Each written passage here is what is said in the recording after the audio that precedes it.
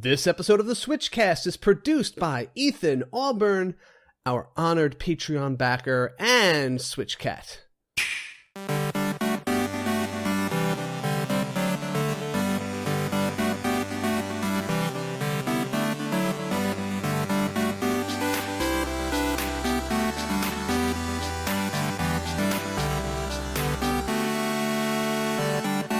Hi everybody, I'm Casey. And I'm JV. And this is the SwitchCast, the podcast for the Nintendo Switch benefactor, and we are on Smash Eve, I guess is what we gotta say. It is absolutely Smash Eve, and I'm so excited. I'm itching for Smash. These next 24 hours are going to be the worst for me, because, you know it's impending, and it's almost here. But the wait is so difficult right now.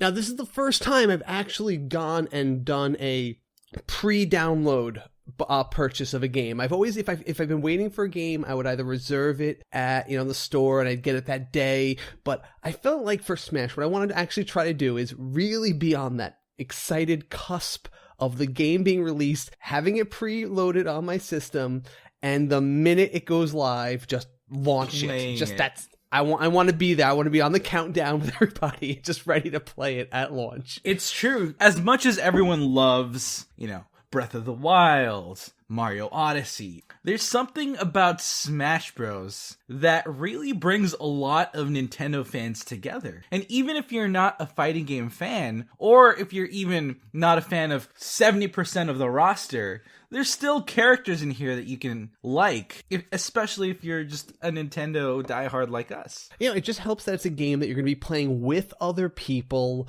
It's a game that accommodates a wide range of skill levels, so you could just add more chaos to kind of even out the playing field, and they have all that built in, handicapping and those kind of features. But I think more than that, it's just the game that everyone's excited about, and the fact that even if it's competitive, people like the fact that it's a party game where you could play with lots of people at the same time, and they all just kind of want to share in that. And it's been hyped up enough, and everyone's got that collective psychic energy teeming with it. Exactly. And I'm sure there are a number of you out there that have absolutely no interest in Smash, but you all still have to recognize just how pivotal Super Smash Bros. Is as a franchise to Nintendo as a whole. That's the only reason I got this. I am not a diehard Smash fan. I have never owned any of the series before this one. I played it at friends' houses. There were fine games, but I never got immersed. So I'm going into this purely on the energy of others and the knowledge that the community has just been so awesome about this stuff that any reason to play with everybody that we've been hanging out with on the Facebook group or on the Discord chat and stuff. Just another good excuse. That's all. You've also had a little bit of a resurgence into the fighting game community as a whole this past year, right, Casey? Yes, this has been a very good year for me getting into competitive, fighting type games. Yeah, so you're perfectly primed to jump into Smash with the rest of us hyped people, Casey. I took Pokken very seriously. I had a great time playing that with people. Followed that up with Pocket Rumble, which I really enjoyed for a while there while I got people to play with, and hurt my finger. I will say, hurt my fingers playing that game, mastering the combos. Same here. Same with me. That game hurt. But now the big head honcho of platform fighting games on the Nintendo Switch is coming out tomorrow. And I know this is going to be a game that we're going to be playing for years and years. I don't think this is going to die off like any other potential seasonal fighting game that's been out. That is already. True. And even I don't like to make this sound like a negative, but, ARMS has been kind of dying off. I really haven't heard too much. Nintendo has made that new event, the big tournament event they have going on, trying to, kickstart the people for that a little bit more.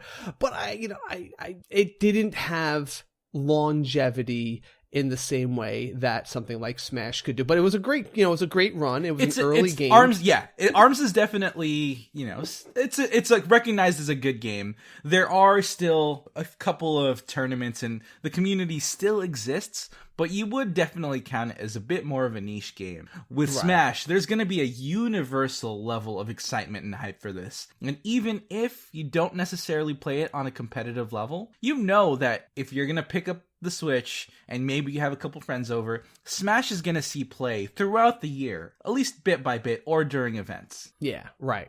Yeah. And people keep like, the tournaments are still played. Heck, someone in my office still plays the Wii Smash Brothers. I don't know why this week alone, he just got a resurgence of trying to finish a bunch of the challenge missions in there. And I'm just thinking we're all going to be playing the new one on Switch in like 2 days. Do you really Maybe he just wants to clear out all the rust before the new game comes out? Maybe. I think he kind of just wants to like have it like sealed away, finish up any of these challenges and just be like, all right, I've officially finally closed the book. I have finished that game. Now I can address the new Smash with like a clear mind and a fresh outlook. And some people are just like that. Whenever a new iteration of a franchise comes out, they just have to make sure to 100% the older ones just so that you have that sense of completion. Yeah. So I mean, of course tomorrow can you confirm? Did you hear there's a Smash Direct tomorrow? There's no Smash Direct, but tomorrow there's going to be the Video Game Awards. Right. Yes. And I don't think there's going to be any specific announcements there, but considering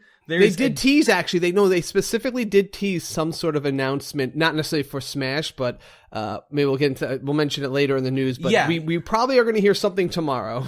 Right. I was going to say it might not be something specific to Smash, but they're putting a lot of emphasis on the Video Game Awards. And surprisingly, a lot of companies do make surprise announcements on that show. So it might be worth keeping an eye on, especially since we're all pretty much twiddling our thumbs waiting for Smash to release that evening anyway. It's really funny because I'm going to be at my office Christmas party tomorrow night, December 6th, for those listening to it. And I will be having my Switch on hand because it's going to be funny because I will totally like just run out of the party for a while just to load up the game and just say I was there like minute 1 to start playing this game. I really want to be in on the ground floor here. So you're going to be antisocial Karen?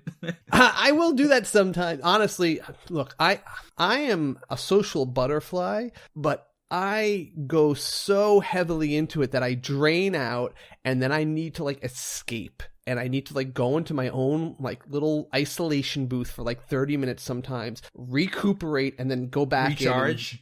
Yeah, I need to recharge that social battery sometimes. And this used to kill.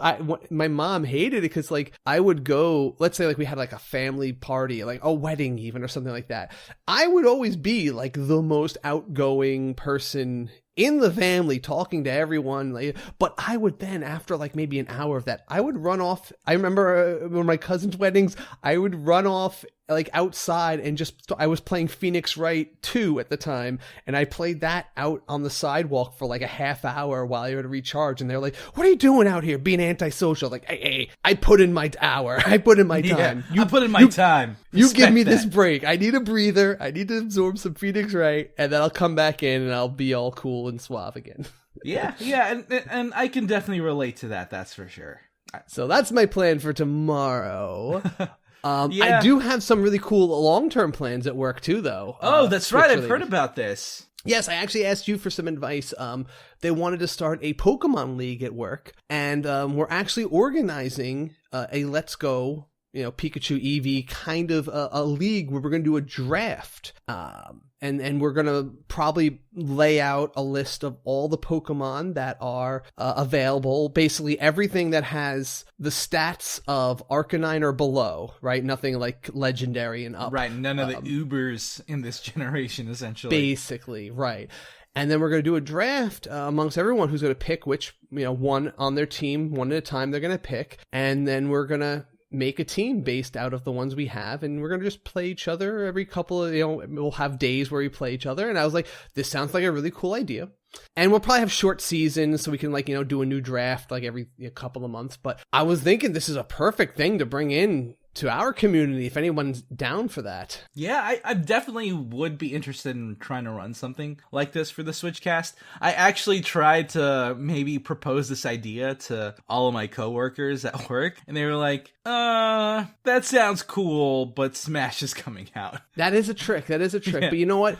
I think what I might do is just reach out into the Discord or any of our communities, see who is not on full board with the Smash Brothers right now, who might just be all right, I'm waiting for the next thing. I don't dislike Smash, but I'm like really into it, and maybe I can give them something to get excited about with a little bit of this Pokemon League going on the on the side. The two games are such differing genres that you can play both at the same time, right? I mean, the only thing is you have to really beat Pokemon. You have to beat the story mode at least to have access to everything you want, and then since there's no real grinding in this game that much, I think you could really easily get the ones you want with the stats you want. There's no crazy breeding. It shouldn't be too hard to make the team after you drafted who you can have on your team. Absolutely. And even IVs are so easy to get maxed out nowadays. Right, exactly. So I think that it shouldn't be super time intensive for people to make it. So I'll probably make a few posts on Facebook and in Discord, and I'll see who's interested. And based on that, maybe you and me can figure out the exact rules that we'll go by. And depending on how many people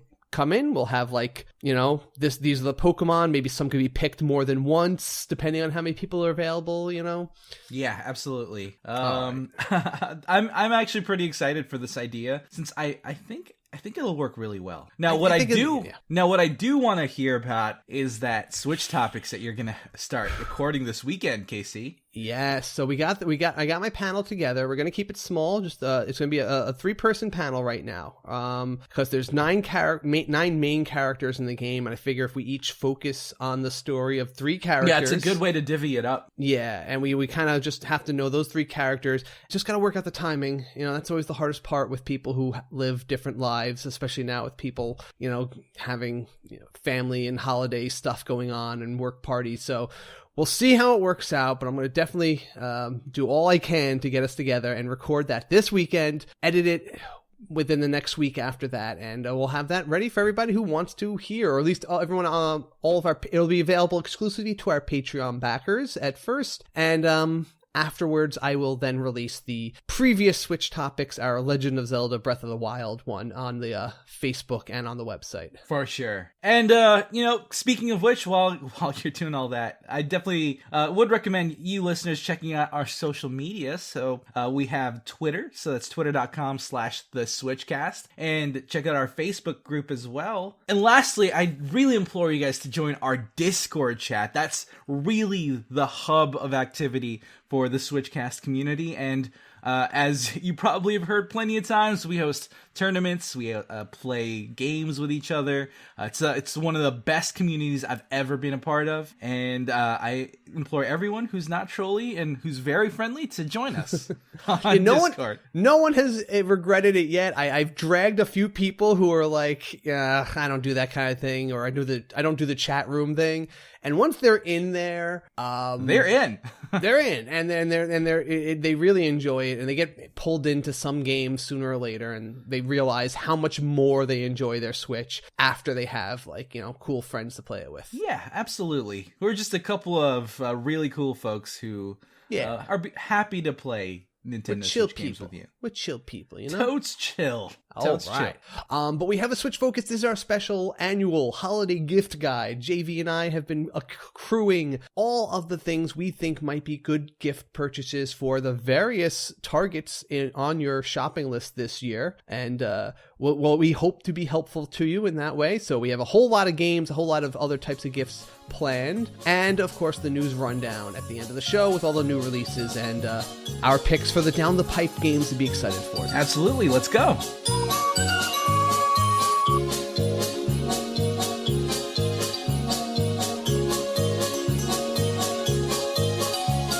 All right, holiday gift guide time. 2018 Christmas, Hanukkah, Kwanzaa, I don't know what other holidays you might... Festivus for the rest of us? Yeah, absolutely. So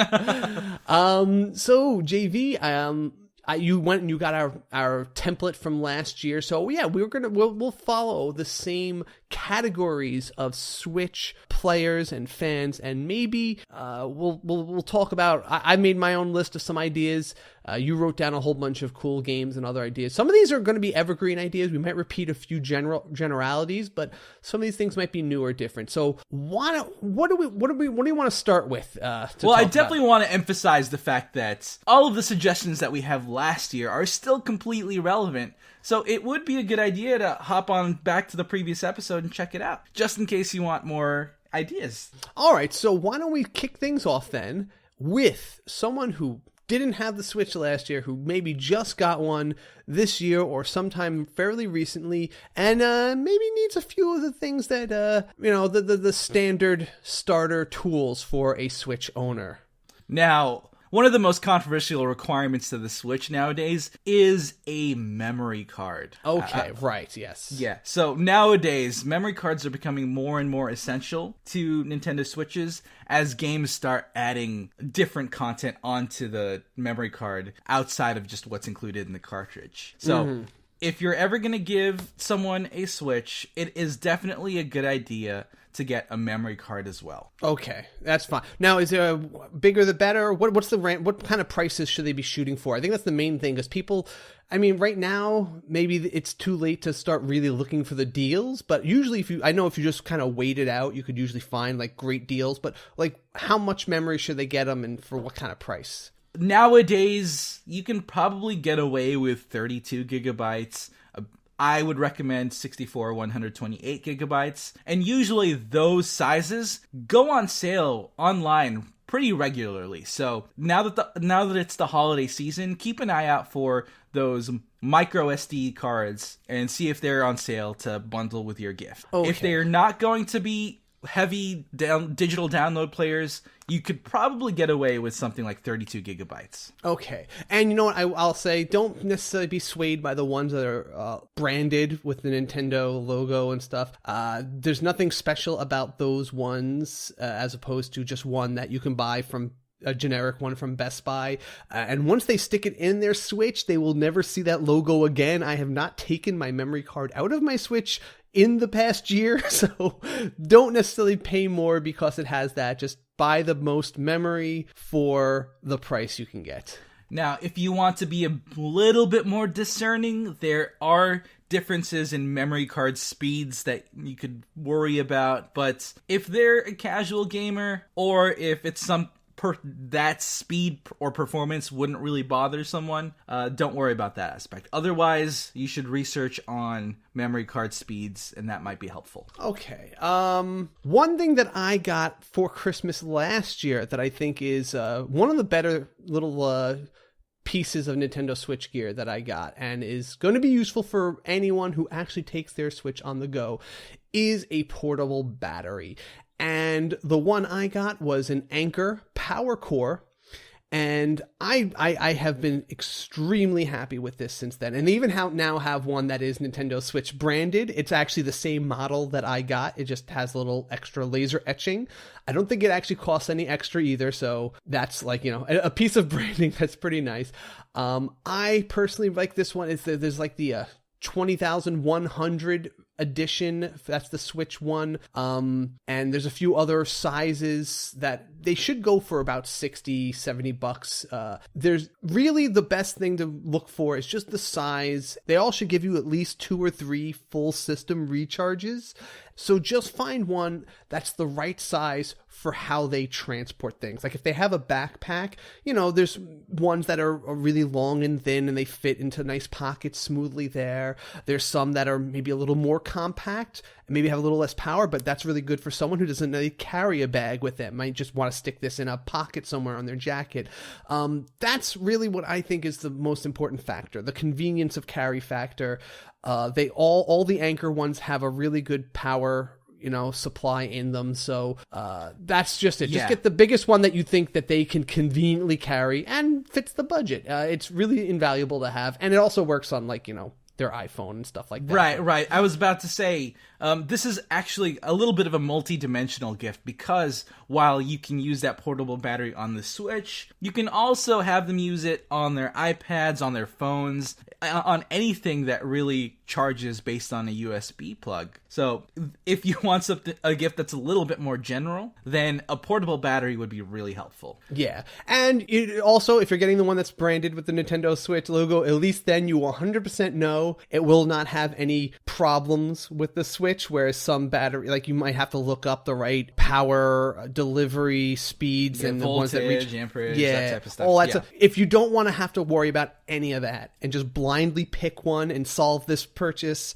just pick the one that has the Switch logo on it, because it's obviously been made with that. And generally, Anchor products are high quality, so you usually won't run into issues with battery draining or exploding batteries. That's not going to be a problem. Yeah. I will always prioritize getting a case. Yes. I would recommend getting a Nintendo Switch case along with the Nintendo Switch itself, just because that Nintendo Switch, if you're carrying it around, it has an exposed screen. It's not like the 3DS that has a clamshell build that covers the screen. You'll want some sort of carrying case to put that Switch in to protect it when it's being carried around. There are lots of Switch cases out there, depending on what you're looking for. There are large Switch cases that carry a lot of games. There are really slim Switch cases that only carry the Switch but have a very sleek design. There are even some Switch cases out there that include the portable battery directly within it. So there's a lot of options out there. You usually can't go wrong with Switch cases, but this is something that I would highly recommend. Yeah, and it's a personal kind of selection for a lot of people. So unless you really know their style, don't necessarily just buy the most expensive. But I will suggest, maybe you can also back up whether, I will suggest if you want to spend a lot of money and you know this will fit someone's style, you can't go wrong with the Waterfield design Switch cases, the ones that you got one, right, JV? Absolutely. That's actually my day-to-day Nintendo Switch case. It is an expensive case.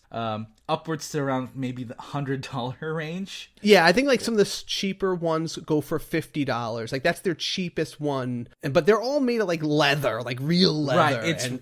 It has a very strong build. It's not overly bulky, and it has a leather cover that looks incredibly classy. It looks like a messenger bag that's what you would actually take out with you as maybe part of a fashion piece, and that's just how fashionable this case is. So that's Waterfield Designs. Adult, mature-looking Switch cases. Yeah, a lot of cases out there you'll see have big brands, have a large printing of whatever game is out recently, and those are fun too. But Waterfield Designs, they have really, really classy gaming cases. Yeah. Also, a smaller option is something I realized that a lot of my cases don't offer, because I have like the sleek ones, but they have a nice one of these at Waterfield also. That's at sfbags.com, by the way, if you want to find these things. But there's just a cart, like a game cartridge wallet. They just sell this. It's just a thin piece of leather that folds up like a very thin wallet, but it just holds like 20 or it's like 15, 20 games in it. And I just realized that's something that a lot of people are missing. They don't actually have a case for their games, and that's not a bad little solution to have for that, to bring a bunch of games to you. I completely forgot that was a thing, and it is, and I'm buying one now. There you go. Okay, well, there you go. Cheaper side, my personal choice and my personal favorite case for day-to-day use is if you just, I'll leave a link to the one I got on the show notes, but just a flip case. These are just a leather. It kind of just looks like a leather harness that goes around the screen, but it has a little leather flap that can magnetically close up in front of the screen, and it just protects the screen. It protects the main console a little bit and just leaves the controllers exposed. It's perfect for sticking in your jacket or maybe in a pocket of your backpack, but it's very portable this way, and it protects the screen. It gives it that little clamshell kind of feel, like a DS. So Definitely. It is the most portable, and usually like $5 to $10 in price if you want to not buy an expensive one. For sure. All right. So cases, that was yours, right? Yeah. Okay. Oh, so something that I just, it's finally coming, and I ordered one of these on Kickstarter, and you might be able to go on the Indiegogo page for this and find a way to buy it now and maybe get it shipped in time, but there's alternatives to this. But what I ordered, and I'm probably getting soon, is the Genki Bluetooth adapter for the Switch. These are the little, it's a very nicely designed little, kind of like a little, what do they call that? Like a fob, or what do you call, like a dongle, I guess? Dongle, yeah. Yeah, like a little dongle. Yeah, a little adapter. It goes in the charging port of the Switch, fits in very smoothly with it, looks in the same design style and the same colors. You can actually customize the colors of the buttons if you want on their website if you were a backer. But nice. It just gives you the Bluetooth connectivity that I wish the Switch had to begin with, because I wear my Bluetooth headphones all the time, and I kind of don't like carrying a second set of wired headphones to connect to my Switch all the time. So this solves that thing. It's just made for the Switch, plugs right in, gets all its battery power from there. It doesn't really take too much out of the Switch to use, and just lets you use your Bluetooth. If you don't think you can get this in time, if you look around on the Indiegogo page and you can't order one, there are other options that I'll leave links to that might be a little more makeshift, or maybe, get them a late Christmas gift. Maybe you order it now and just say, hey, there's something coming, wait till January 5th, I hope. Yeah, just, print out the confirmation email. There you go. Honestly, because it's a shame this is coming out just now. I guess it's good they're keeping up the Kickstarter promise to have it by Christmas. But it's such a cool option, and it's the kind of, it's a solution I was looking for from day one with the Switch. And I think that it's going to be a pretty popular item in the future. For sure. Okay. One or two other small little things I'll just throw out there. You can actually buy, if it's a new Switch owner, get them a online subscription if they didn't buy one themselves. You can actually order it on Amazon, and they'll give you a code, and you can just give them a Christmas card or something and put the code in the card, and they can put that in, and you can buy them like a year of their online subscription for them. Right. And it's $20, so that's not so much of an investment. Yeah. But a lot of new Switch owners might not even expect that Nintendo Switch online requirement. Right. So including that in your gift can, ease the pain or ease that realization for them.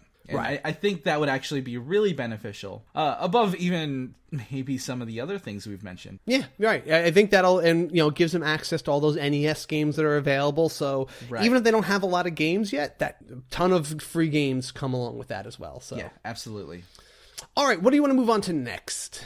So we did mention new Switch owners, and we talked about a lot of peripherals, but how about the games that we should give all these new Switch owners? On my side, I feel like there's a small suite of games that I feel every Nintendo Switch owner should have, and to start it off, I really feel like Breath of the Wild requires another mention here. I think it's worth it. It's still, there's nothing about it that makes it less viable a choice this year. It's still the only game, it's the best game of its kind on the system, and the only reason we don't talk about it more is because we played it last year, but I still think it's one of the best games on the system. Oh, absolutely, and I don't see it being dethroned in that genre for a while. Yeah. Legend of Zelda Breath of the Wild is just such an evergreen game for the Switch. It's convinced so many people to get a Switch during launch, and now there may be new people interested in the Switch that don't even remember that this came out. Right, so yeah. This is a good way to remind them of what the Switch is capable of. So Breath of the Wild is one idea that I would highly recommend still. Yeah. Also, yes, on the list there, Mario Odyssey. Obviously, you can't beat Mario when it comes to a Nintendo Switch starter game, and everybody loves Mario. It harkens back, especially if they ever played Mario 64, if they had any other Nintendo console, they will be able to pick this up very easily. It's extremely newbie friendly. Even little kids who maybe this is their first system ever. This is probably the easiest to pick up and play. It has the I forget what they call it, like that easy mode where basically dying just puts you back on the nearest ledge, like so you can't ever actually die. But it's still fun to play and explore, and it holds little back. And even if you're in that mode, it's definitely still enjoyable. The whole aesthetic of the place is fun and whimsical. And it's Mario, so you know that it's going to be a fun, family-friendly experience. And one of you can play as Cappy, so if someone really is struggling, you can hop in there, join them in co-op, and help out. I love the idea of parents being able to play with their kids and not necessarily like take control of the game, but the kids still do what they want, but you're still there and you're participating with them and, just sharing that. I think that's one of the best things. Or significant others also. It's also enjoyable. The missus and I played through the entire story as 2-player in this game. So it's a great couples game as well. Absolutely. Now, one of the other games that I would highly recommend, and I think we mentioned this one last year as well, is Mario Kart DX. Mario Kart is one of those games that is referenced by non-gamers in non-gaming medium all the time. So it has a reach for casual players. It has a reach of Nintendo diehards, and it is one of those games that's so easy to pick up and play, but it can get so chaotic and so fun, regardless of how your mindset is. Mario Kart, you can have so many players play.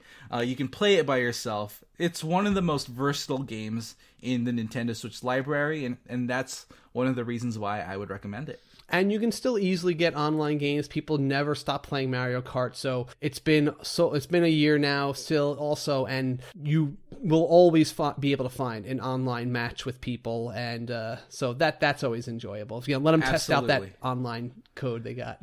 Yeah, Mario Kart is so good for especially casual players. I was able to hand Mario Kart to my mom, and she was able to play the game. There is a specific mode in Mario Kart that allows you to prevent them from going off rails, and kind of is training wheels while you play. And that's good to keep in mind for casual players. So this can work for them. Okay, I will also mention one other choice for anyone who misses actual classic platforming games. Donkey Kong Country Tropical Freeze, it is what Mario is for people who haven't played a Mario game in 20 years, right? This is a actual classic platformer action game. So, and it's probably my favorite platformer game ever. So I definitely think that's also a worthy consideration. Absolutely. That's a very, very good game, and it has roots in old classic Nintendo games as well. Yeah. But lastly, one of the essential games that I would recommend, and it's not technically even out yet today, is Super Smash Bros. Ultimate. Yeah.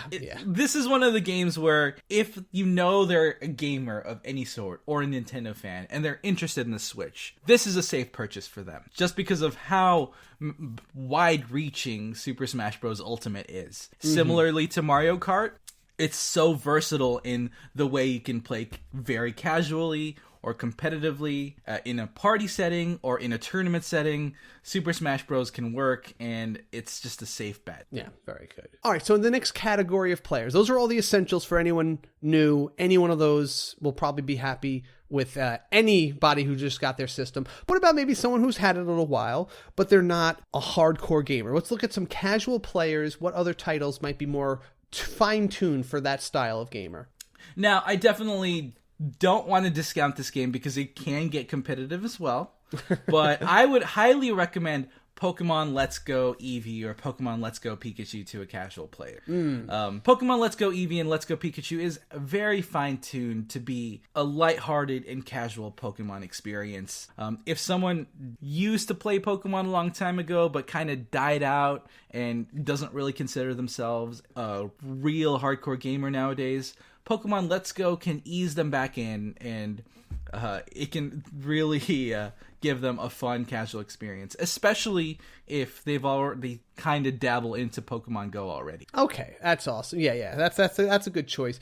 I also will go back to 2 other games that we mentioned last year that I think hold up in casual players. It's the kind of games you could pick up, play casually for long or short periods of time, but you either get Stardew Valley for those people who just like maybe a life sim. You manage a farm, you play a story. It's a very relaxed kind of game that you just, can enjoy in your any free time you have. I also was very fond of Golf Story. Golf Story was, it's not just golf, and that is, a game that anyone could pick up and people tend to enjoy in a very casual, relaxed manner. It added some RPG elements, but it's very light, very enjoyable, comedic kind of storyline. And I think any casual gamer who might even enjoy the golf gameplay will enjoy it delivered like this, not so cold and sterile like a lot of golf games are. It's got a very flavorful comedic kind of like thing going on too. Right. And there was that one Metro game that you mentioned a while back. Oh yeah, Mini Metro. Yeah, that seemed like it would be a perfect game for casual players as well. It's extremely iPhone type of game. It's like you can play it entirely with the touch screen and you can just get lost in it. It's an extremely addictive. It's just one of those kind of games with like there's an endless number of little increasing difficulty and try to see how far you can go with people lining up. Like you're basically making train lines in different cities and you're trying to connect the the cities or the stops as efficiently as possible, use your limited resources and react to a whole bunch of people going to the stadium. How do I adjust for that? And even when you quote unquote die or lose because too many people built up, you can just kind of play it infinitely thereafter and just see how big you can make it. The game lets you just kind of continue even after you lose, so to speak, or you can just keep starting over in different cities and see how far you can get. I got lost on it for hours, and ironically enough, it made me miss my train stop many times because I would just get lost in it. So engrossed in it. Yeah, it really is. It's like that. Yeah. Well, there you go. For me, my final recommendation for a casual game would be Pinball FX3. Oh, excellent choice. Excellent choice. There are a lot of folks out there who used to love pinball, but don't really go out to arcades for that pinball experience anymore. And this is a bite-sized pinball experience on the Nintendo Switch. Mm-hmm. The menus are pretty easy to access. The control scheme is very, very straightforward. But Pinball FX can really bring out that pinball experience that people used to love. And it's it's particularly great on a digital platform because FX3 allows for the warping of physics because it's not tied to the real world. The most fun aspect of Pinball FX3 that I think is really cool is that they actually get a lot of franchises or IPs that people can find interesting. So there's Jurassic Park pinball machines, there's Marvel pinball machines, there's Portal pinball machines. There's so many different themes, like an Egyptian theme or a haunted house theme. So Pinball FX is a really good choice for that. Awesome. All right, next up we got competitive gamers, people who like challenging themselves or challenging other people, and either it's one-on-one or team games. And yes, there's definitely some very strong options in here, not the least of which, and still going strong, is the Splatoon 2. I mean, there are a few games that have been so widely played. It was another one of those must-play games. But it strangely enough did bridge that gap between hardcore competitive players and still people who just picked it up and had fun and weren't, super competitive. So you can still be on a lot of spectrum of that, area with this and still enjoy it. Yeah, for sure. But one of the games that I do want to bring out, which is going to be heavily competitive, is Dragon Ball Fighter Z, or Dragon Ball Fighters. This is a fighting game based on the Dragon Ball universe, but it was developed by Arc System Works, who is very, very well known within the fighting game scene as a hardcore fighting game developer. In fact, Dragon Ball Fighters is featured in EVO, which is one of the biggest fighting game tournaments of all time. So the fact that such a renowned fighting game exists on the Switch means that the Switch is a viable fighting game platform or competitive platform. Yeah, totally works. And one more good, really competitive game, just to really shout out there, Sushi Striker. It's really fun. It's a puzzle game. I think it's a totally different style of competitive game, but it has the fun capability to play versus other people, either online or locally, in a more color matchy kind of sense. Now, you also mentioned a bunch of the free-to-play kind of games on here, right? We got like games like Paladins, Arena of Valor, Fortnite, Rocket League. How do you purchase something maybe for somebody who wants to play these games maybe a little more seriously? Right. So, obviously, since they are free-to-play games, you can't really buy the game for them. But a lot of these free-to-play games do have in-game currency that they can use to either buy more champions, or get more loadouts for their characters, or maybe even buy cosmetics to make their characters look cool. So, while you can't buy those games specifically, perhaps you can go and buy a Nintendo Switch gift card. And once they load the money from the gift card into their Switch, they can use that money to buy their in-game currency. Excellent. Yes. So that's a good way to, earmark money specifically for that, and just, maybe incorporate that into your card and say, here, go buy that shiny new car for Rocket League, or, that kind of thing. And it's always worth noting that Super Smash Bros. Ultimate is also a competitive game. It's good for casuals, and it's good for competitive players. Smash Bros. On the Nintendo Switch, that's never going to disappoint a competitive player. Yep, that's true. Okay, so young gamers in training. Yeah, so this is a segment that's dedicated to, the younger gamer. Maybe they're a little bit younger, they're not as seasoned a gamer, but they still enjoy playing video games. And the Nintendo Switch has a lot of really good options for them. Last year, I believe we brought up Snipper Clips, and that's still a viable option this year. Yes, that was one of those. I definitely had a lot of experience showing this to little cousins of mine in the family, and getting them to play together cooperatively, and even with 4 players, like, it's really hard. Even when you have more help and it supposedly make things easier, it can really make things harder sometimes, or teach kids patience and how to like talk to each other when they realize, okay, we all just need to do something together. And it's funny. Oh, yeah. It's funny when things don't work out, and it feels great when things do work out. So I definitely still think that's one of the best titles for that. For me, a good recommendation is actually Starlink. Yes. Battle for Atlas. So if you don't know what Starlink is, it is the space exploration game that includes the actual physical versions of the ships themselves. And I'm talking about physical models of the ships that you link to your Nintendo Switch. So, not only does this gift include the Starlink game, but it also includes a toy. So it's a 2-for-1, essentially. That is a huge thing, and that was on my list too, specifically for that reason. It has that great toy factor that it comes in a box, and they see the ship, and then they see the game, and it's 2-for-1 excitement.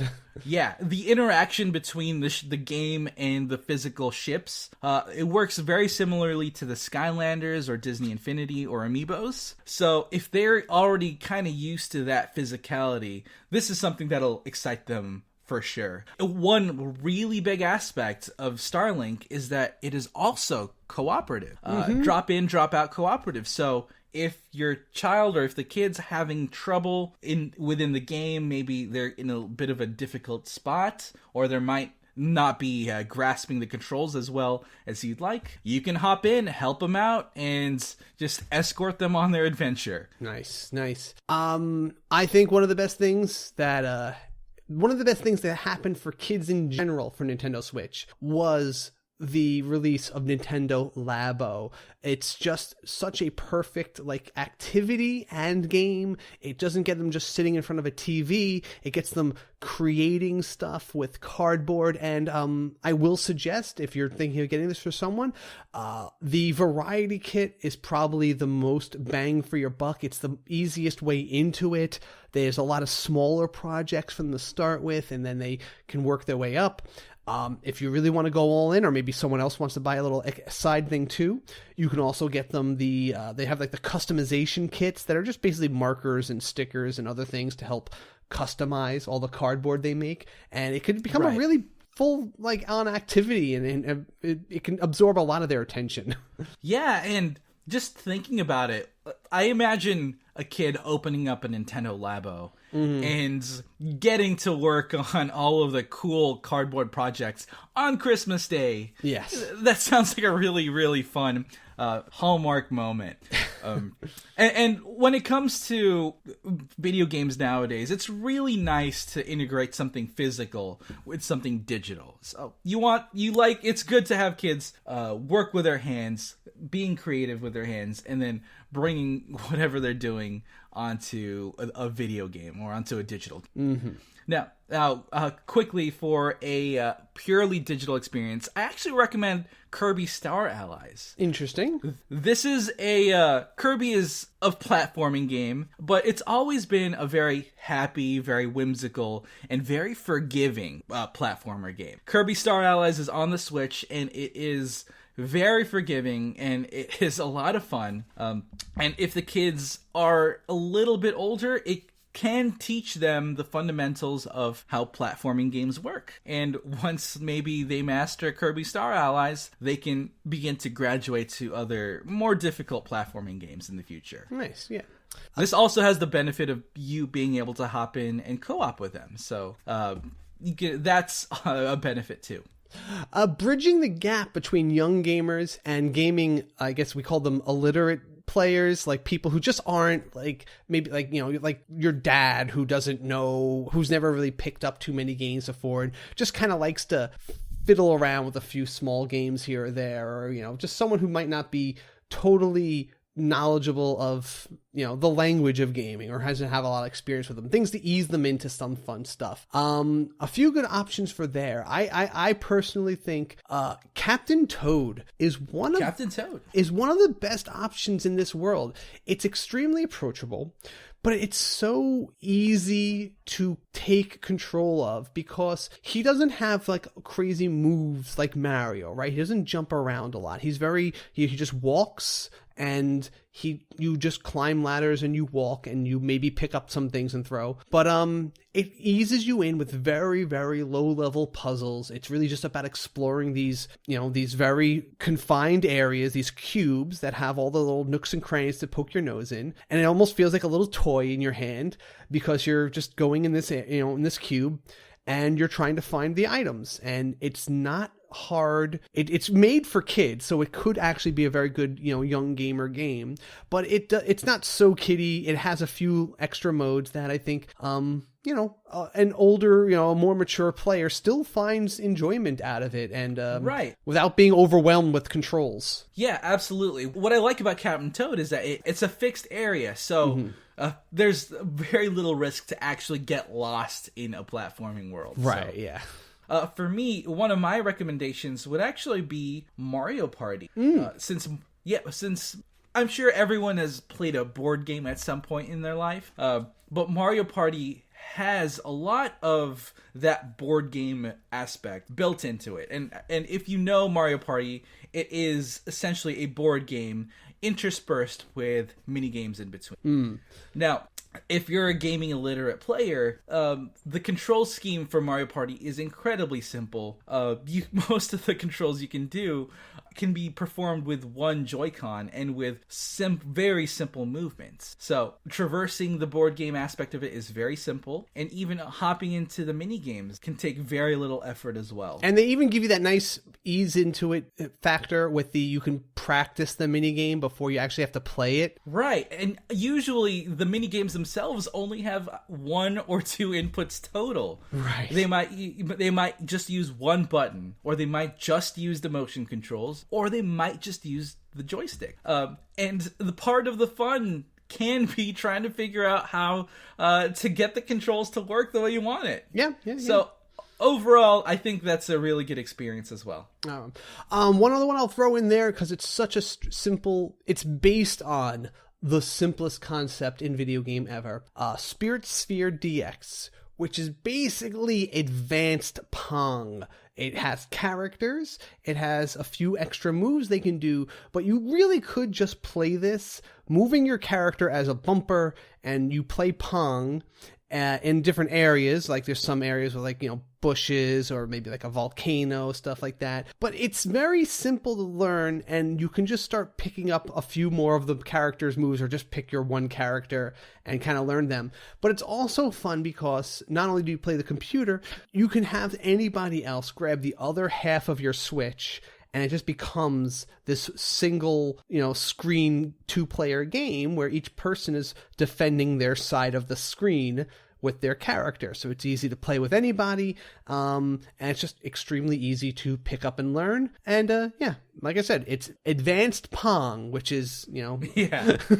anyone Can't complain about advanced Pong. Basically. And I'll just throw in one more because you know what, sometimes like if we're talking like real, like people who like really don't have any know-how about video games, maybe someone who enjoys a few puzzle games, there's Pick-a-Pix Deluxe, which was, it's in the same lines of like a Sudoku style puzzle, but these are just like grids with numbers on the side, and once you learn the rules of how the puzzles work, you basically use the numbers to figure out what color to put in what blocks, and you get to make a little picture at the end. It's a cheap little game that's really fun, and it's just like picking up that same kind of mentally stimulating kind of puzzle game that people like, and there's plenty of puzzles in there. So just one more to throw for really casual gaming illiterates.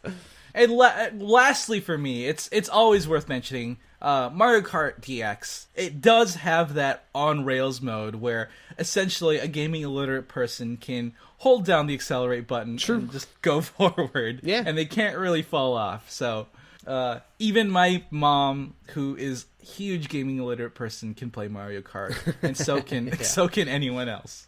Now, for old school gamers, you made a big list here, so why don't you tell us all the old school style games that people might enjoy who've been playing? I guess people who've been playing, Nintendo since it was NES. Is that what you mean for this group? Yeah, pretty much. All of the gamers who have been playing for a long time, maybe they've dropped off of gaming, but they want to pick up games that relive their past.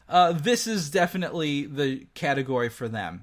So these are a pair of games that we did mention last year, so I'll only touch on them briefly. There's Sonic Mania Plus, which is an old school Sonic game with new school levels. It's definitely something that if they're a fan of classic Sonic games on the Genesis, Sonic Mania Plus is going to be such a treat for them. And then there's also Blaster Master Zero, which is an update to Blaster Master, one of those classic NES games. Mm-hmm. And these two games are completely new games that still harken back to the old school gameplay. Now, one game I want to mention that is a completely original IP, but also does the same thing. Like, it feels like a game that could have been released in the 80s, but, does its own thing with the Switch here. Axiom Verge. This is probably the best Metroidvania I played on the Switch. And, or it's one of the best, Hollow Knight, is probably still like the top, but this is really great. And it has the graphics of like an old school, NES style game with a really cool kind of, an actual interesting storyline, a great world to explore, and it has the multiple endings like any good actual Metroid game. And it makes use of, those glitchy graphics that kind of show up in old, Nintendo games back then, but that actually is part of this game. It's incorporated in a weird way in the storyline. It's like this weird force that's messing with reality there. So, Axiom Verge, if you're into Metroidvania style games. Yeah, for sure. That's a really good one. Almost forgot about that one.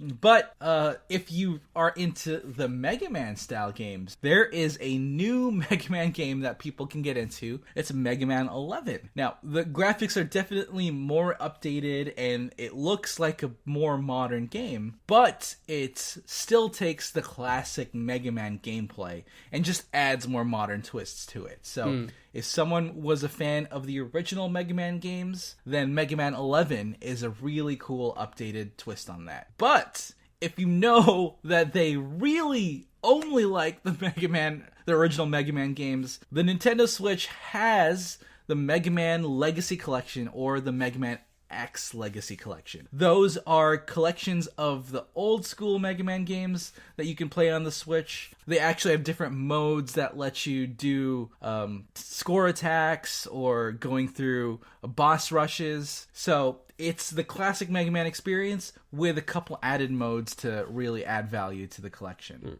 The only other game you wrote on this list was something else that I wanted on my list, and definitely worth mentioning. The Capcom Beat 'em Up bundle is one of the best things to hit the Switch.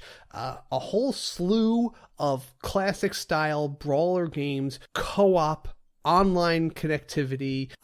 It's everything you could want. It really captures that feeling of the old school arcade games, things like Final Fight, and Golden Axe, like that genre, just all encapsulated in these titles here. And all of them have like a slight variation on the formula, so you'll probably find one or two that you are worth playing more seriously than the others, and finding some friends who want to beat it with you. Yeah, the fact that they included online multiplayer in Capcom Beat 'em Up bundle is really cool. And I think that adds some surprise value to this bundle. I would also recommend, for when it comes to bundles, the Sega Genesis Classics bundle, the Namco Museum bundle, and the SNK 40th Anniversary Collection bundle. Those are some well-reviewed bundles that have a lot of games that old school gamers would love. Okay. How would you differentiate old school gamers from Switch vets? So, Switch veterans are essentially gamers who have played a lot of games, have been playing a lot of games, and are really in it for a challenge. Okay.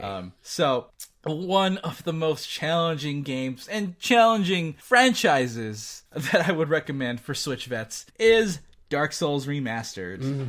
Can't get much more challenging and punishing than that. Yeah. Dark Souls is a franchise that is known for its difficulty. It's known for how tight you have to play when you're facing its bosses. And it's known for being very rewarding once you overcome the challenges. Dark Souls Remastered is really good on the Switch, and it includes online multiplayer capabilities if you really want to explore that route.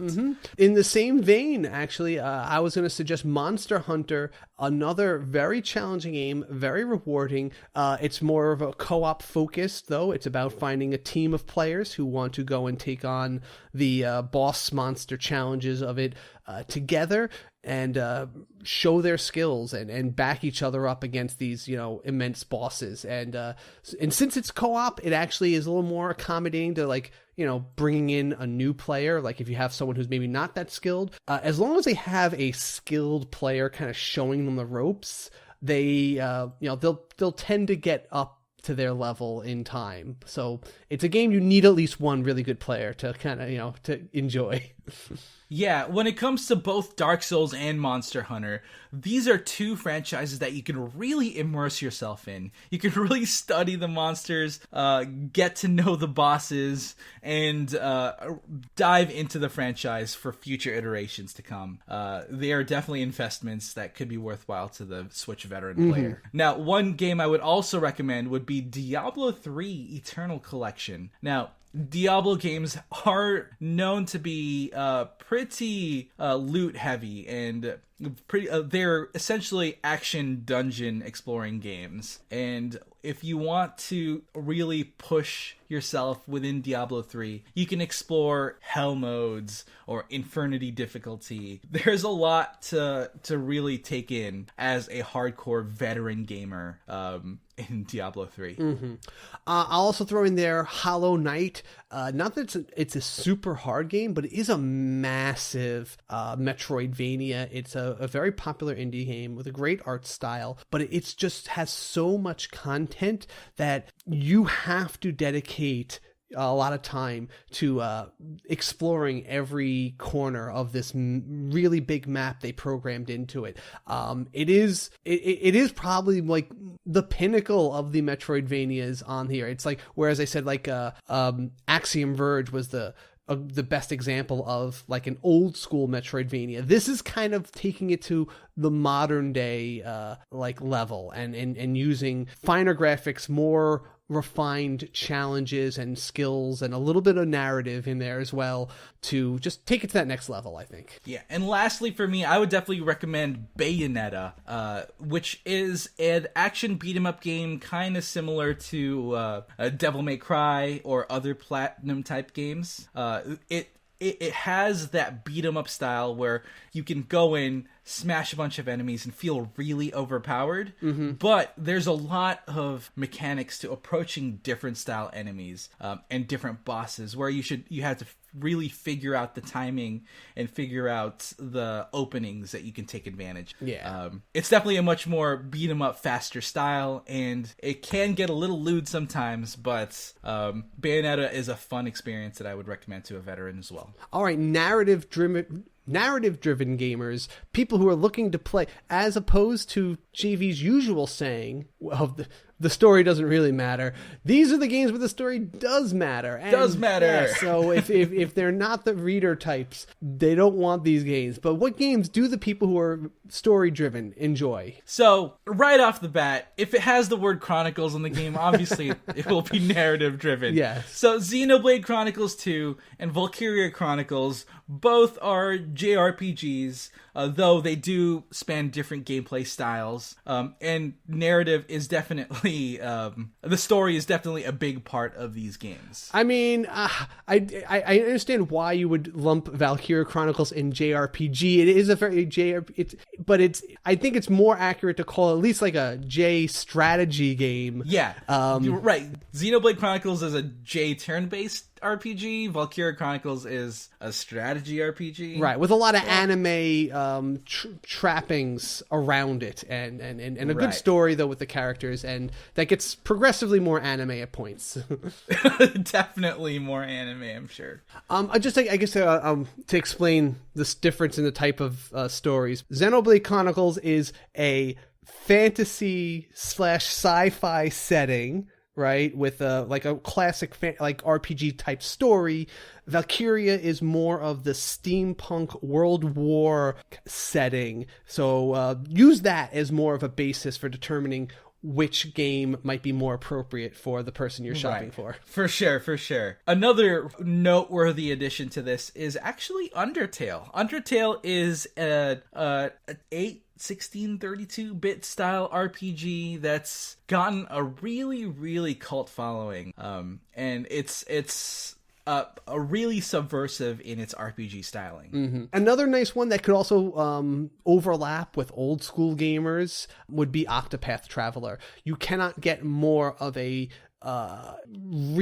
resurrection of like the golden age of RPGs, like the Super Nintendo style here, but with modern day technology behind it. It definitely has the same aesthetics of, let's say, like Final Fantasy VI. It has the HD 2D graphics, right? Everything looks like a pixel character on these kind of pop-up book type worlds, but they still have really nice graphics and high-tech effects on their attacks, and it has a classic style RPG battle system mixed with a lot of the class mixing that you can change their job and learn different skills, but it breaks down the story in the way that it's actually 8 characters, each with their own totally unique story going through it, which is kind of a new thing to the genre. So while it still is a very classic style RPG overall, that new twist on it makes it stand out, and it's actually my personal favorite RPG to date on the Switch right now. It's one of the best games, period, for me. Oh, definitely. Octopath Traveler is a KC game to a T. Yeah. I mean, look, I haven't had to deal with the end of the world in it yet, which is always, I actually think, is one of the best things a game could do, is not make the end of the world the thing you're fighting for. Yeah. True. It definitely is subversive in JRPGs, or in RPGs in general. Now, to delve into a bit more of a European style of narrative game, I definitely want to bring up the Banner Saga. Now, this is a strategy RPG game that really takes the narrative-driven category and centers almost its entire story around that idea. It does do a very heavy duty of letting the story carry the action. There is great strategy, tactic style battles in it, and they do have their own unique system that makes it interesting. But it incorporates a lot of it is almost the choose your own adventure style thing, where you do make a lot of decisions in the plot that have that kind of almost that Telltale Games style of repercussions, like characters will die permanently based on decisions, or you might recruit different people based on how you did in a certain battle, and you'll fight completely different battles depending on which route you take. And it carries over throughout all 3 games, which is great. Yeah, the Banner Saga is definitely unique in a sense that your narrative choices really inform your gameplay and the story as it goes forward. It's a unique experience that I would highly recommend. And I love the setting. It is fairly underused setting style. It's more of a Norse. Yeah, very Norse, with like humans and these giants that are like, with giant horns in them. And those are the 2 main races that kind of have a tenuous alliance with each other. And it just captures that very Scandinavian feel and that kind of mythology and warrior lifestyle. For sure. Yeah. And finally, I definitely have to mention it's the most narrative-driven game I've played and enjoyed this year, is Will, A Wonderful World. Now, this is definitely something you want to know your audience for, because not a lot of people like very hard visual novels like this. Not hard as in difficulty, which it does get it sometimes, but more in the fact that it is mostly about reading the story, and then there's some puzzly challenges intermingled with that to advance through the chapters. But it's mostly enjoyment is from reading the story and then kind of like playing around with the fact that the gameplay is centered around like manipulating the actual paragraphs of the story in a way that you rewrite what happens to these characters so that they don't die horrible deaths or have tragic things happen to them.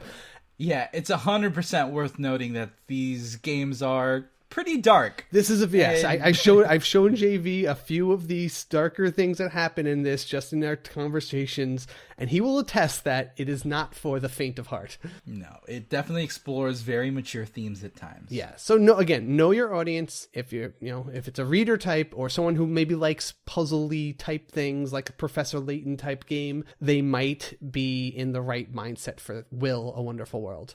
Okay, on the opposite end, party gamers. People, what's a party gamer, JV? A party gamer is someone who generally games in a social setting with multiplayer as their primary focus. And luckily, the Nintendo Switch really accommodates that mindset. Definitely. Now, as we mentioned last year, the Jackbox Party Pack is perfect for this style of gamer. And not only have they released even more party packs since the last time we described it, all of these games include functionality that can connect to non-Nintendo Switch platforms. So you can have the Nintendo Switch as the screen TV basis of the game, but people may be able to join in with their phones, with their tablets, and that can really expand the experience. Excellent choice there. I haven't played one of these in a while, but I used to be a pretty big fan of all those dancing type games, and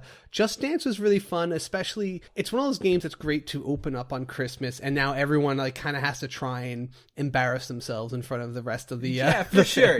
It's definitely not for everyone, but Just Dance 2019, it's Just Dance. You're putting the Switch up on the TV, you're holding the Joy-Cons, you're dancing along with the TV itself, and people can join and dance along too. It's a built-in party in a game. Yeah, and some exercise. Yeah, for sure. It definitely gets physical.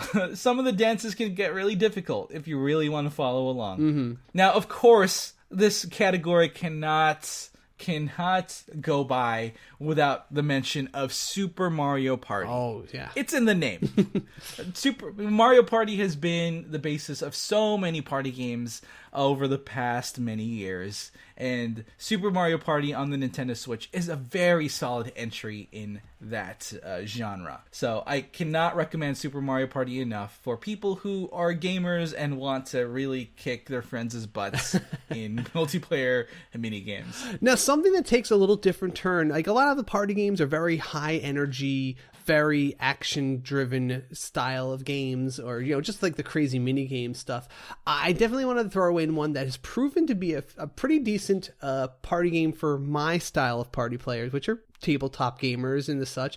And Armello, which is the board game, basically. It's a 4-player board game. It can be played online or in person, but it's a kind of game. It has like the really cool aesthetic with the animal like kingdoms and the kind of a Game of Thrones but anthropomorphic setting, and the nature of the game has a lot of politics, and if you're playing all around each other, you can do the table talk that a regular board game would have. So there's a lot of wheeling and dealing, making alliances with a certain player, telling someone, no, attack him, not me, like that kind of thing. It really comes to life in person. Online it's still great too, and they have a built-in kind of conversation thing, but I have found at the board game groups that I brought this to actually play there, it just totally clicks. And if they're in that mindset, if they're the kind of people who enjoy board games, but maybe they don't like pulling stuff out of the closet and setting it up and then cleaning it up at the end, or games that last too long, right? This has a very good system for making sure games end within a reasonable amount of time. This is not bad, and it gets a lot of that same kind of tabletop excitement going. For sure. And it's definitely a different mood. It's worth noting that. I love the aesthetic of this game, and a lot of people will too. And now, lastly, one last game that I want to mention in this genre is Overcooked 2. Yes. Yeah, so Overcooked 2 is essentially kind of a chaotic chef simulator where you're trying to fulfill orders as quickly as possible while putting together these dishes with co-op partners. Gotcha. Now that sounds pretty simple, but what makes the game wacky and crazy is that you're usually not putting food together in a normal kitchen setting. Sometimes you're going to be in a kitchen with a gigantic earthquake rift in the middle. Or maybe you're on an airplane flying across each other and you have to jetpack to the other side or something like that. It gets incredibly wacky. Fulfilling the orders takes a lot of coordination. You're going to be yelling at your friends. You're going to be getting frustrated. You're going to have a good time. Yeah. Overcooked 2 is something I recommend. All right, so let's just read a couple of quick comments from the community on to what they've been shopping for, what's on their wish list. Well, first off, we have one from Denny Kenichi Avalos, who wrote, I will be shopping for a few games to give my friend's kid. I will be giving him my old Switch as well and want to make sure he has some good games to play. So I'm thinking Mario Kart 8 Deluxe and Captain Toad. Both games, yes, that we highly recommended there. And definitely good for a new gamer there, exactly. But giving him your old Switch, that's actually an interesting way. Yeah? If you want to get a new one for yourself, might as well make your old one a gift for somebody. Not a bad little way to upgrade, maybe. Yeah. It's a good idea. Now, from Lewis Wilson, he says, I'm on a big Metroidvania kick right now, so my eShop wishlist is full of those types of games. Guacamelee and Dundara, to name a couple. But I'm a one game at a time kind of guy, and I won't be satisfied until I get 112% on Hollow Knight. For upcoming games, Gris looks beautiful. If it plays as good as it looks, then it'll be some game. Then he should also consider that Axiom Verge, too. That's another one. Absolutely. Definitely check that one out. All right. Awesome. I hope everybody gets everything that they wanted on their wish list this year. But we're going to have to close out this book on this year, and let us know if you guys actually bought anything for someone or how they reacted to it. Definitely email me, casey@theswitchcast.com, or just leave a message on social media. I would definitely want to know. And if you have any other questions, maybe like an idea for someone you need, maybe we can give you a little advice that way too. Yeah, and if you have any other category ideas that we can cover next year, let us know as well. And we'll constantly keep doing these each and every year to help you out. Outstanding. All right, so why don't we make a quick jump over to the news rundown and finish this show out? That sounds good to me.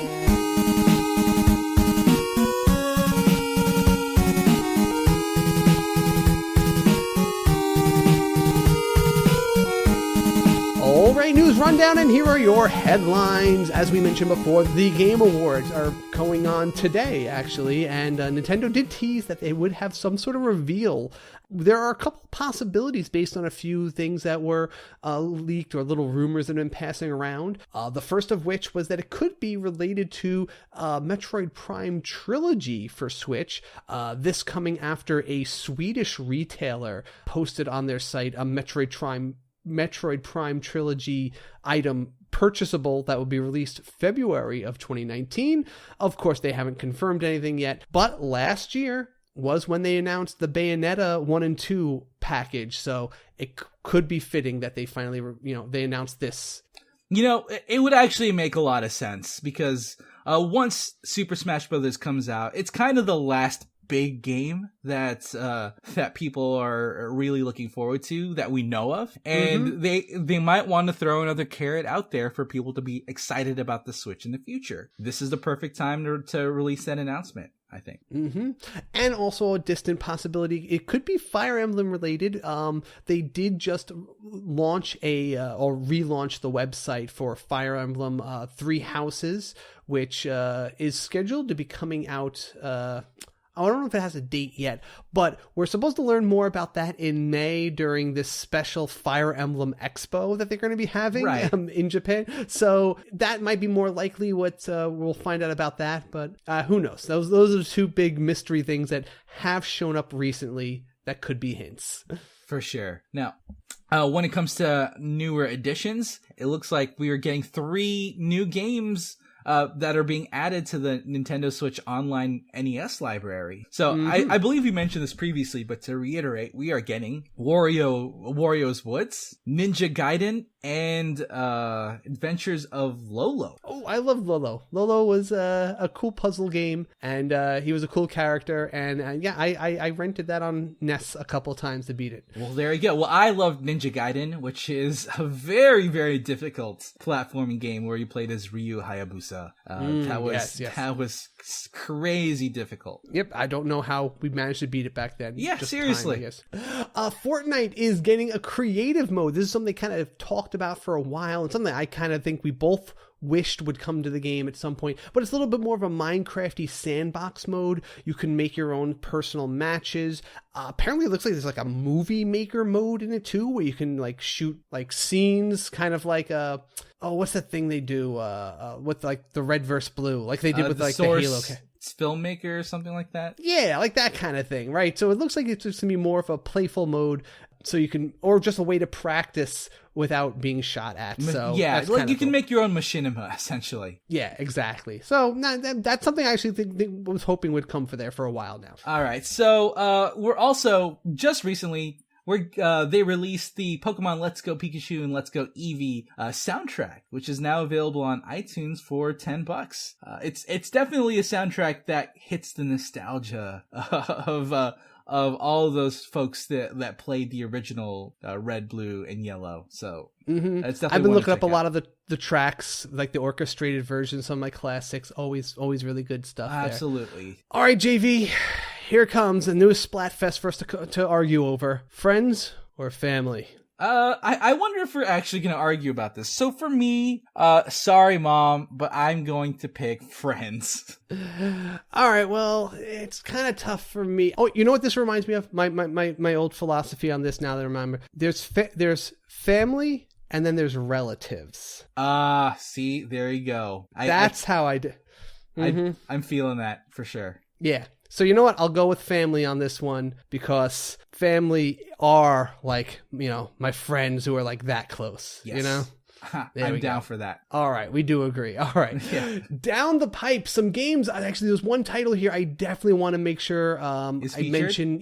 It's not even like coming out anytime soon, but Malkiers, which looks like this is something you and I talked about wanting to hit the Switch as one of our like system Switch picks in the past. Right. It's a CCG for the Switch that uses RF cards to physical cards with like the amiibo chip type thing in them to activate what you play in the game. Oh my gosh. Yes. Oh boy. The cards look good. The gameplay, I don't get too much of a feel, but there's action cards, there's character cards. Your character cards can level up based on how you play with them. Advancement in a card and like what skills you teach it and how you upgrade it are saved to the card. No. So you can trade it to your friends and be like, oh, can you give me the one that you leveled up this way? And then you can, trade actual physical cards. Yeah, and each individual card is unique in its own way then. Yes, exactly. And there's a decent number of cards in it. I don't know if you just get them all when you buy it and like you just have to pick the ones you're going to play with and customize them differently, and that's why you're trading, or if they're going to like sell packs of something. But it's not due till Q3 2019, but I'm all ready total radar lock on this game. Oh no. So, you should not have done this, KC. Oh no. Yeah, I'm very interested. Very interested. It'll all come down to what the actual gameplay is like. Absolutely. But I think it's already like, it looks like they're in the right direction with everything. Yeah, the aesthetics and everything else other than the gameplay looks good. I really want to know how the game works. 39 Days to Mars is a fun little kind of puzzle game. It's a co-op puzzle game at that. You can play it one player, controlling both, but it looks like it's mostly fun with two. It's kind of got a Jules Verne, like around the world in 80 days kind of feel to it, but you're these two like Britishy characters with funny dry wit going on, and you're just trying to fly this airship to Mars, but all sorts of things go wrong, and you have to solve puzzles like, oh, the ship's falling, but we can't stop until we finish our tea, and you have to like do puzzles like drink your tea while the ship is falling before you can go and fix the engine, like, you know, things like that. It's hilarious. And, it's kind of got that what was like the lovers in an alternate space-time dangerous game. space-time. Dangerous space-time, right? Like that kind of thing where it's like you see the side view inside the ship, and you kind of have to both like, you know, move around and accomplish your tasks that way. So yeah. Kind of promising looking. That sounds hilarious. Yeah, it does. And finally, Xenon Valkyrie Plus. It's a roguelite.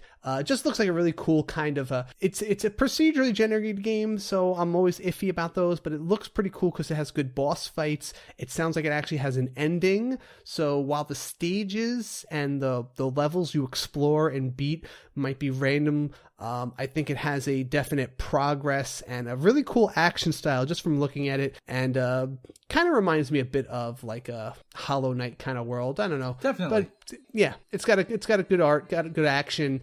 I might be willing to overlook its random generation. Yeah. JV, tell us what the new releases are for the week. All right. So for upcoming releases, here it goes, guys. Here's my pronunciation. To start us off, on December 6th, today, we are getting Basketball, Ultimate Runner, Color's End, Conduct Together, Arcade Archives, Double Dragon 2, The Revenge, Long Story, a dating game for the real world, Beholder, Complete Edition, Rival Megagun, ACA Neo Geo, Twinkle Star Sprites, and Carcassonne. Another classic board game. Our first Fantasy Flights. Yeah, first Fantasy Flight game here. For sure. Nice. On December 7th, we are getting Katamari Damacy Reroll, Sega Genesis Classics, which I mentioned earlier, Hello Neighbor Hide and Seek. That's a prequel to Hello Neighbor that I requested a code for. That is about. It's supposed to be a little more of a lighthearted, like before the tragedy kind of gameplay. I really hope they fixed it because I requested the code because I really want to see if they fixed the bugginess of the previous game. For sure. Santa Tracker, and a tiny little game called Super Smash Bros. Ultimate. Why would you even mention a game like that? I know. It's so unnoteworthy, right? Yeah. So on December 10th, we are getting Guacamelee 2. And on December 11th, we are getting Everspace Stellar Edition, which is something David and I are freaking out over. Solar Flux, Desert Child, and Kingdom 2 Crowns. Ah, yes. I got a code for that one, actually. So good. Yeah, next week's going to be fun. Yeah, all right. So we'll have plenty of games to talk about then. Of course, next week we'll be talking heavily about Smash Brothers, but you guys should all be able to talk about that with us too. So if you're playing it, pay attention because we'll have a question. We're going to ask you guys on social media about your impressions and all that. So I hope you'll all join us and play online throughout this coming week and the coming years that we'll be playing it. That's for sure. For years. Yeah, definitely. And until next time, switch it up. Thanks for listening. You can support the SwitchCast by visiting us at patreon.com/theswitchcast and join the review crew by rating us and subscribing on Apple Podcasts or wherever you get your podcasts from. Also check out our Discord chat where we have an enthusiastic bunch of Switch fans in a family-friendly environment. Also join our Facebook group for daily discussion and quite a bit of activity towards the Switch itself. You can also contact us directly via email at kc@theswitchcast.com and jv@theswitchcast.com. Talk to us on Twitter @theswitchcast. Thank you, HeatleyBros, for the theme music. And check us out on our website at theswitchcast.com, where we will post all relevant links and show notes. Promotional considerations provided by publishers in the form of review copies of games. Yes, absolutely. I am ready to be generous and talk about all the gifts that we would give folks that are Switch related. That dragged on. But Yeah, little. it's all right. Editing. Yikes. I definitely implore you to hop on back to our previous episode and check it out. Stop saying implore. Oh, You said that like 4 times. well, I love that word, Casey. God. Okay, I'll say I implore you to stop.